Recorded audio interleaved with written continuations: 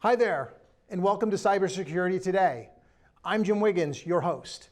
If this is the first time you have seen our show, let me tell you a little bit about it. Cybersecurity Today is dedicated to tackling the subject of computer security in an exciting and thought-provoking manner. Cybersecurity Today is a 30-minute program that uses a talk show newscast format to discuss themes, topics, and current events in the cybersecurity space. I am sure you have heard of the term cybersecurity, but if you are unsure of what it means, you've come to the right place. Our goal with this show is to demystify the complexity and lack of clarity that sometimes is found in the cyber domain. For those viewers who are current practitioners, this show will provide thought leadership from cyber experts on the direction of the cybersecurity industry.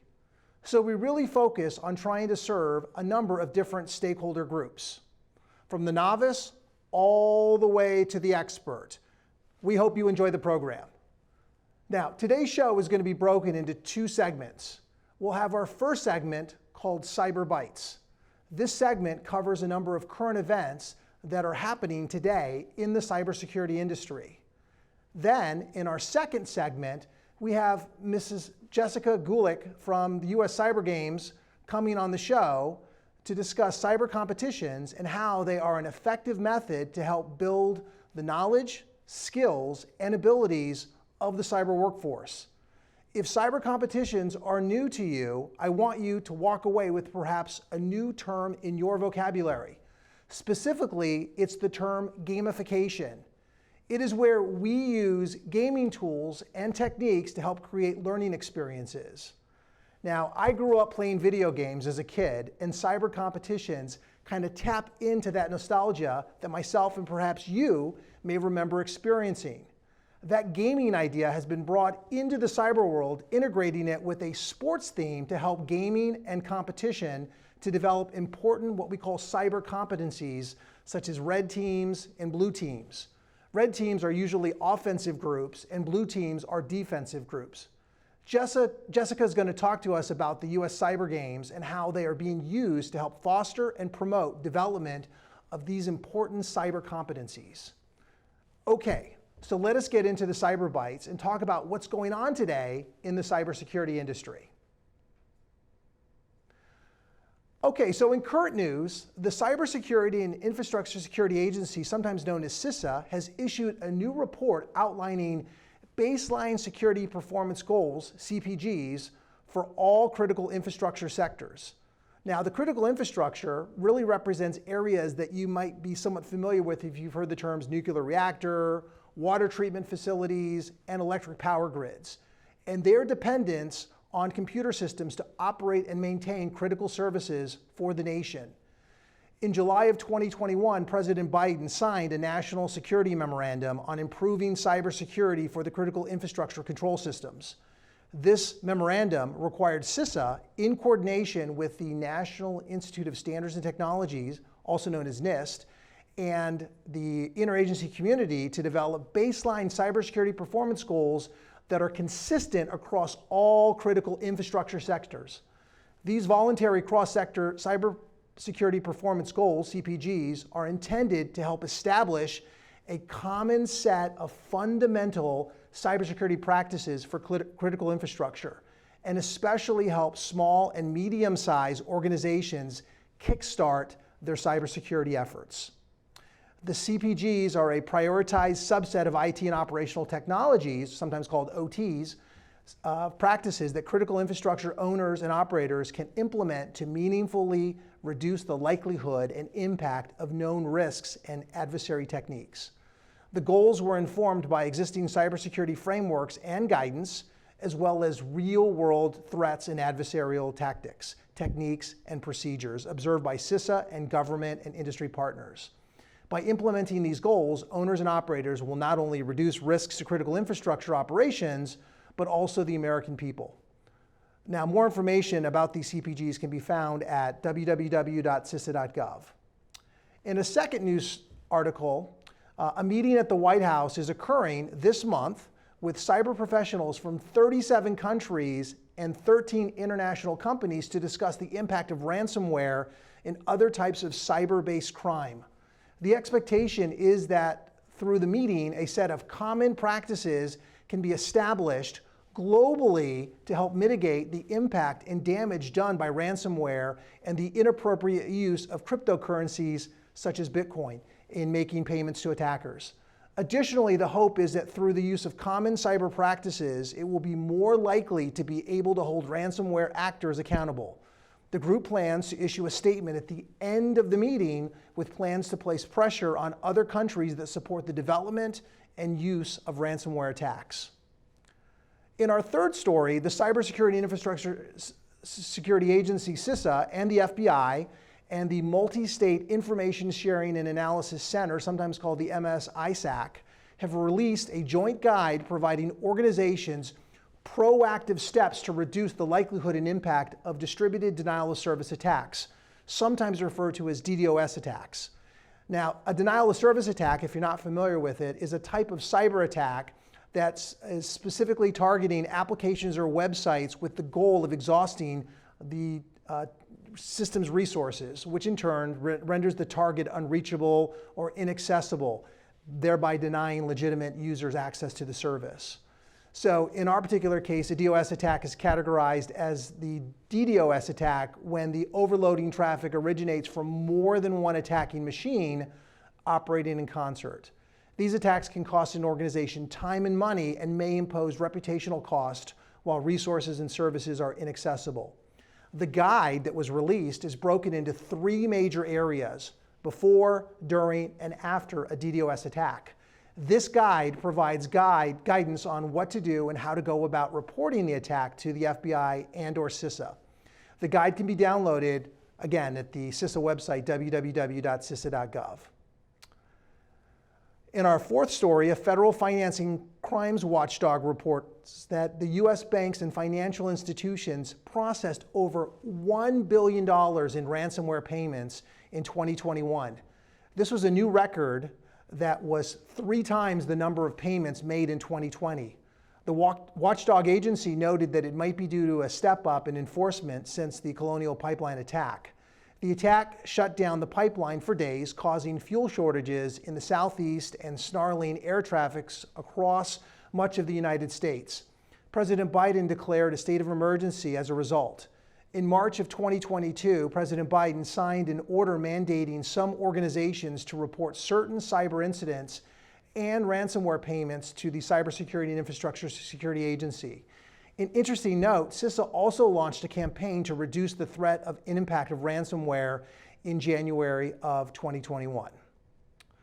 Those are the headlines that are making news. We're going to take a quick break, and we'll be back with our guest, Ms. Jessica Gulick, who is going to talk to us about the U.S. Cyber Games and learn about how cyber competitions are helping build cyber competency in a fun and enjoyable way. You may walk away deciding that you want to get involved and compete yourself. We'll see you in a few minutes. We cannot approve the loan until your wife goes back to work. I'm sorry. Housing discrimination isn't always obvious or straightforward, but it is against the law. The U.S. Department of Housing and Urban Development, HUD, protects your rights to equal opportunity in housing. If you've experienced housing discrimination, HUD can help. They can pursue compensation for your injuries and protect your equal opportunity to housing free of discrimination. Welcome back to Cybersecurity Today. For our second segment, we're being joined by Ms. Jessica Gulick from the U.S. Cyber Games. Jessica is the founder and CEO of Cat's Eye, which is a social impact company committed to helping the tech and cybersecurity community grow through impactful marketing strategies, community workforce initiatives, and skill-oriented tech competitions. As part of Cat's Eye, Jessica is the founder and commissioner of the U.S. Cyber Games that has the mission to bring talented cybersecurity athletes, coaches, and industry leaders together to build an elite U.S. cyber team for global cybersecurity competition. Jessica, welcome to the show. Thank you for having me. It's a pleasure. Absolutely, absolutely. So I'm very fascinated by what you guys are doing with U.S. Cyber Games, and I was wondering if maybe we could start by having you tell us a little bit about your background in the cybersecurity industry, just to let our viewers kind of understand, where you're coming from. Absolutely. So I actually have a pretty diverse background when it comes to cybersecurity. Not your normal tech background, but still technical in some ways. I started, let's just say, well over 20 years ago, working straight out of high school for a contractor over in Germany, doing a variety of different work, but mainly helping the system integrations office and the security office communicate. And so it was there that I was introduced to the security realm, if you will, the cybersecurity space and what a system security plan was and why it's important. I then moved back to the States. My husband was military and had the opportunity to actually, this was right after 9/11. So I started in IT contingency planning for the Department of State. And worked on security metrics and a variety of different policy areas, and then moved once more to another contractor in the DC area. You know how it is around here. Sure, Then over to SAIC, and was able to help out with a wide variety of different federal programs in cybersecurity. So I did a lot of hands-on, some cybersecurity engineering, architecting, and then managing a program as division deputy. And I got an opportunity to move into marketing. And it was really interesting because that's when I was introduced to what was the pilot of a high school program called the Cyber Patriot program. And my colleagues, Scott Kennedy and Duke Ayers, were running the program over there for SAIC, and I got to participate in that and really saw cybersecurity games for the first time really evolve or really change the lives of those students. And I remember there's a survey, I still remember today, and the survey said, were you considering college before this program? And they said no. Are you considering college after this program? And they said yes. And they were going to look for a cybersecurity career. And so you move on throughout my career, and I had an opportunity then later on to work and run a number of different cybersecurity games throughout the nation, variety of different age groups. And it really inspired me to understand and value cybersecurity as a sport. Moved on with my career in marketing, and then the pandemic hit. After a lot of, I guess, after the business, marketing business slowing down because of the pandemic, I was able to transition our company and launch Play Cyber, which is our division around cyber competitions. And from there, the rest is history. We're here today after many games in cyber and launching the US Cyber Games last year. Understood. So maybe for our audience, if people are unfamiliar with the term cyber competition, you can kind of help define what we mean by that. Absolutely. So our community has a wide variety of different games in cybersecurity. You have Capture the Flag, for example, which is more Jeopardy style typically, which are like complex problems or math problems, if you will, but they're cybersecurity and computer security problems that they download, they work, and then they find the answer and they submit the flag for points. And they compete in a variety of different ways across typically 5 areas of forensics, crypto, web security, reverse engineering, binary exploitation, otherwise known as PWN. So that's one. There's King of the Hill. There are forensics competitions. There are cybersecurity policy competitions. There are a number of different ways that you can test or practice your cyber skills in order to hone different experiences, whether you're doing offense cyber, where you're attacking, or you're doing defensive cyber, where you're obviously defending against attacks, or you're doing bug bounties. There's lots of opportunities for games in our community. Understood. Can you speak to a little bit about the kind of skills that are required for if somebody's watching this and saying, hey, that sounds kind of interesting. What do they need to have in order to be able to compete? So to start off with, you want basic networking skills, right? You need to understand what a computer is and how networks work. But other than that, there are a wide variety of games that will get you started. And the community is very much inclusive and willing to kind of welcome you in. For example, we held an event this past March called Wicked 6, which is a women's program where our goal was 1,000 women on Discord playing cyber games. And of the 1,000 women that showed up from across the globe, not just the United States, 200 had never played cyber games before. But they brought their skill sets, and because they were paired up as a team, they were able to dive in and get kind of the experience of cyber games. Some of the games that we have, we do like exhibits to demystify the cybersecurity to the community. So we'll take it like at Vibe Fest, we go to Chicago to a track meet, an indoor track meet with kids that have never thought about cybersecurity before, put them hands on computers and show them cyber games. So it really is open for the most skilled in the community to really test out their skill sets and learn by either shoulder surfing, watching other people, or experiencing it, to the newbies who just have basic computer skills that just kind of want to learn. There's even security awareness training games now through like escape rooms, virtual escape rooms, that anybody, our parents, could go through and still learn skills. Understood. Can you speak to a little bit about how competitions fits in the broader context of cyber education? You know, there are degrees, there are certifications. Why would somebody want to pursue a competition versus a more traditional model of going and getting an academic degree somewhere?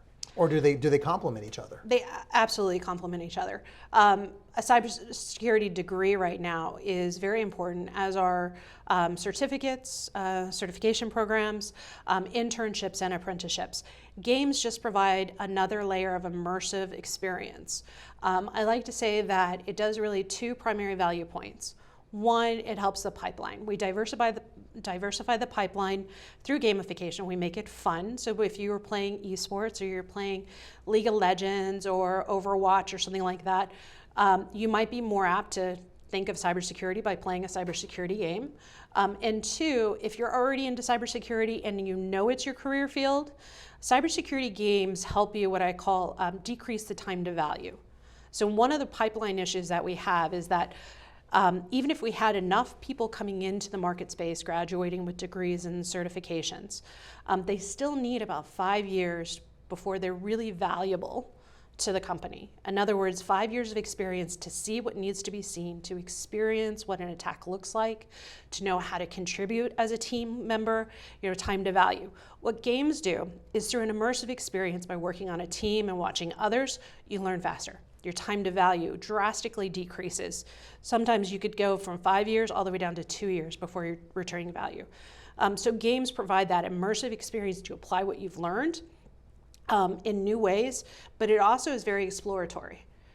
Not all the games are very instructive, right? So if you're playing something, sometimes, remember when the iPhone first came out, you're like, there's no instructions, you just kind of figure it out. That's right. Cyber games are a lot like that. And as a result, the candidates that come out of cyber games, and you look at programs like Cisco, if you look at their internship programs, requires that they have CTF experience nowadays for cybersecurity interns.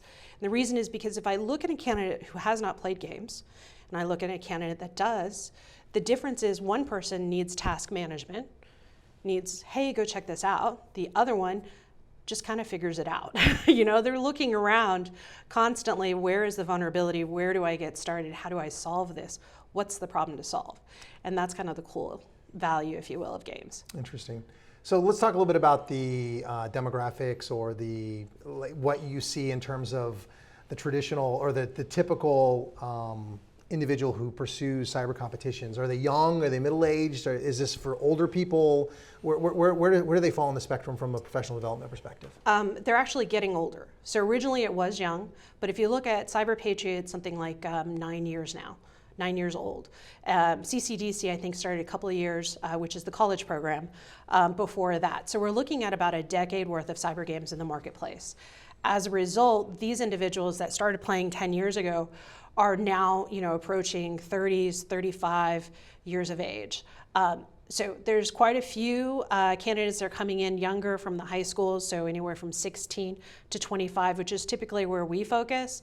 But there is still quite a bit of folks that are more at the advanced levels that are going for the higher end. I would say if you're crossing over from, let's say, IT into cybersecurity, you'll see more of those folks going into bug bounties and more of that kind of a program. But it really is for all ages. Understood. Okay, so let's shift gears a little bit and talk about the U.S. Cyber Games. Sure. So you're obviously the founder and the commissioner. You Yes. started it, which is very, very cool. So how would you describe how the U.S. Cyber Games to people when you first meet them? Is it just competitions, or is it kind of a nuanced aspect of the competition discussion we've been having? Oh, it's a nuance. It's not actually a competition. It involves competition, but I see it as more of a traveling sports team. So if you've ever played soccer as a kid, or a basketball, and you were like on the elite team, which means you get to travel around and you get to face other teams and you practice more, etc. It's very similar to that. So we are a traveling sports team that represents the United States internationally. And that's where we get the sports flavor of this, why we're calling it cyber athletes. Because there are folks that play cyber games on the weekends, if you will, CTF junkies, they like to play. There are security professionals that will dabble here and there. But what we really work with are the folks that are dedicated to honing their skills in cyber games themselves, which makes them at a different caliber. These are really athletes. They are dedicating sometimes 40 to 80 to 100 hours a week on some of these problem sets. And sometimes when they play the games, they're playing 8 hours straight. Very few breaks for water, for drinks, etc. So it is really an athletic program, but it's with the mind, which means it opens up to all kinds of diverse groups and is very inclusive. Interesting, interesting. So I always ask people when they come in and they've got a novel concept, I want to know what your why is. Like, so a lot of people do things for a specific reason. Why did you start US Cyber Games? I realized early in my career, as I stated earlier, that by gamifying cyber, we can bring more people in and we can change lives. And that's pretty cool. That's kind of my why, is giving back to the community by creating a cyber sports program that is inclusive of all kinds, that allows you to train and upskill your level regardless of where you're at, and allows you to meet new people and to experience the value of sportsmanship and leadership and teamwork that I think that our computer science community really has missed. I mean, when you look at when I was growing up in high school, which was kind of a long time ago, right? The computer science kids, the geeks, the nerds, they were always separated out and they weren't part of the athletic programs.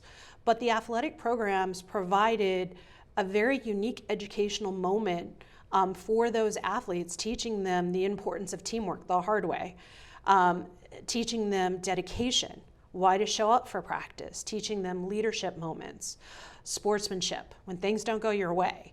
These are all things that we need in tomorrow's workforce in order to really secure our nation on the cyber domain, that we need to teach some of the geeks and the nerds, if you will.